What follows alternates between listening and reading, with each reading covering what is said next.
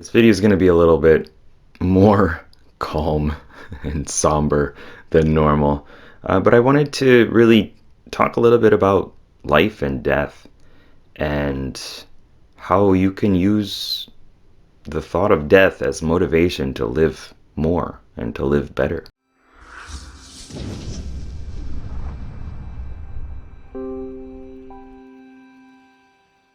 I got a question recently about how do I stop worrying about things that I can't control. For example, death and minor health issues.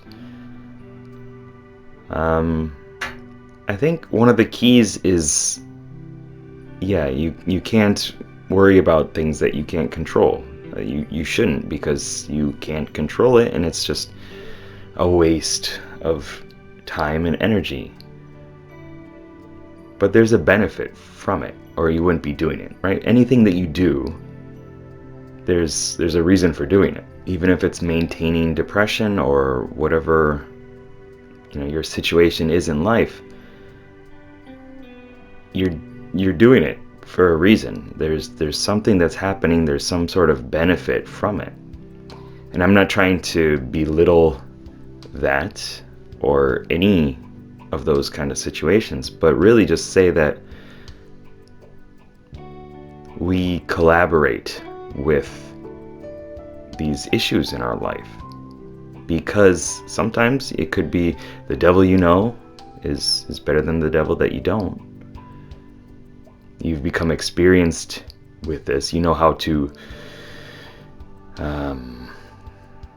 control yourself within the situation, perhaps. You know what to expect. So continuing to do the same things keeps you within that situation, and then you don't need to worry about what else could happen. And that might be hard to hear. It's kind of hard to say. But we all have our dragons and our demons that we deal with, and we're feeding constantly, and they're just getting bigger and bigger, and then we wonder, like, how are we ever going to defeat this thing? So I'm curious what you gain by worrying about death. Does it keep you alive?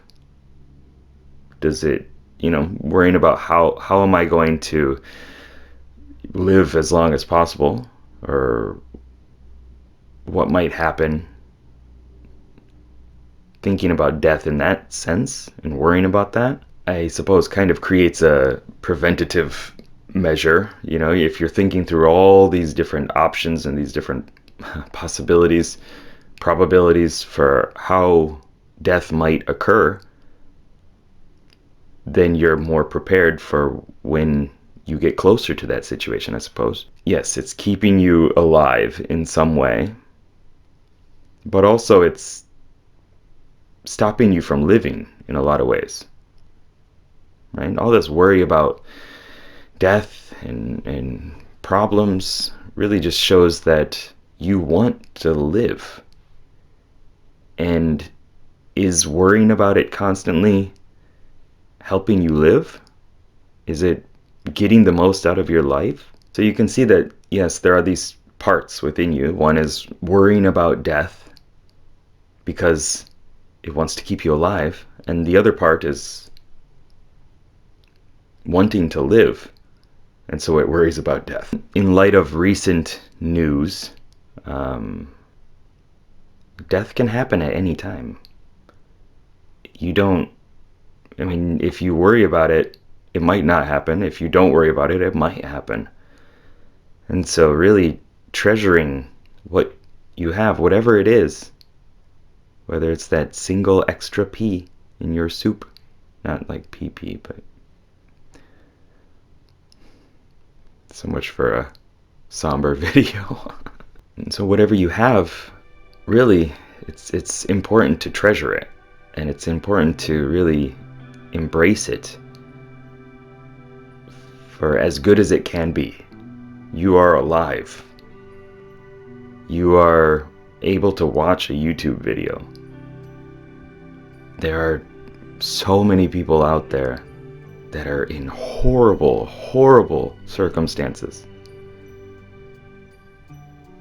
And by wrapping yourself up in worry, this worry blanket, and not going out there and embracing the world and not trying to make an impact to the level that you could,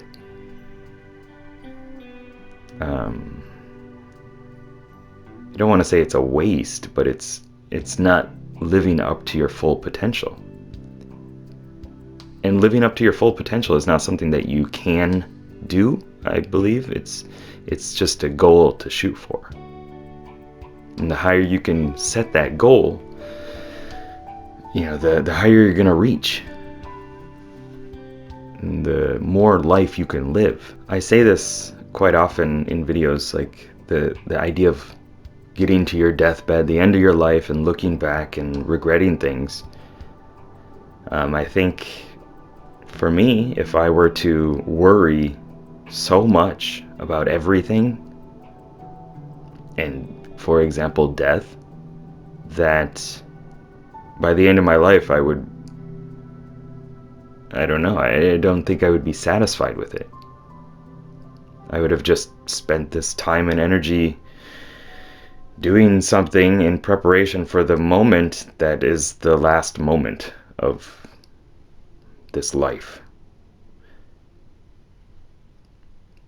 and missing out on so many countless opportunities and ways that your life could have shifted and changed just by getting that ball rolling, by taking the first step to live a different life. For a lot of introverts, I say that when you worry too much, it's because you're not taking action.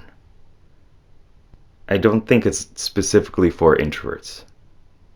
It's just a life lesson that I attach to introverts a lot. When things are possibly spinning out of control in your mind, when you're really worried about something, when you're having all this worst case scenario thinking, or you're trying to overly prepare for something that you can't control, I think it's important to just start taking actions, because that one action is going to be the butterfly that flaps its wings and possibly changes everything else. But it's got to start within. You just got to do it. You got to decide to do it and then do it.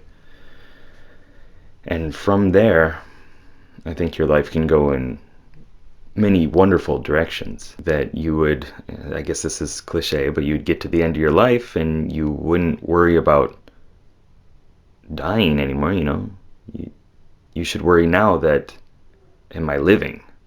Right? Am I making the most of my life? Because if you don't do it, try counting down the days of your life. It's pretty daunting, but it's memento mori. It's part of that process of appreciating death for giving you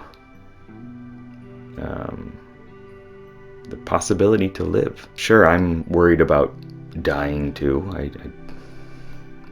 I think about it quite often because people here in Tokyo jump off onto the train tracks a lot and stuff like that. It's like every time I'm on a train, it's delayed because of a human-related incident. So it's always around. It's always kind of present. And yes, I'm worried that it'll happen sometime with me. And so I want to make my life now better so that I can support my family more, so that I can make an impact on the world to the best of my ability now. If worrying paralyzed me and I didn't take any actions and I didn't love and live as much as I could, then I think that's not the direction that I want to take my life. I did an exercise before. I'll suggest that you do it now. It's to write down everything that you worry about. Everything that you worry about. The whole page. For some people, it's more than one page. Of just all the little niggles, all the little issues that you're having, all the worries that you have. Like, am I going to be able to do this? Am I going to look stupid on a video online? Am I going to fail? Am I going to I don't know, bump my knee again on the table. And just write them all out, and then look at them and really think about, like, well, which of these can I control? Which can't I control? Put them in different categories. And know that when one of them that you can't control comes up, you need to physically move that image, that thought, away to another place and physically do it. When it pops up and you have that image, that flash of whatever worry that is, physically shrink it down and push it away. Make it black and white. If you've never done this stuff before, yes, it's weird. But push it away. Say, stop, I'm done. And think of one of the positive counterbalances that you could do to that. You're worried about what this person's thinking and saying, or, this person's not talking to me as much. When you have that worry, shrink it down, push it away, black and white, and then take an action to create momentum so that you can get feedback, so that you can build your confidence, so that you can know that you can cope with whatever comes. Sure, there's a ton more I could say about death and worry, and that's fine. I just wanted to say a little bit about it, wanted to give some of my opinion on it, some of my thoughts around it, and hopefully it helps you. Try that exercise, writing out all the worries that you have. Move them away, rip them up, do whatever you got to do to feel better about it and take an action. And live your life happily and creating a better world for other people. All right, keep up the lifelong questing. Good luck, have fun. Peace.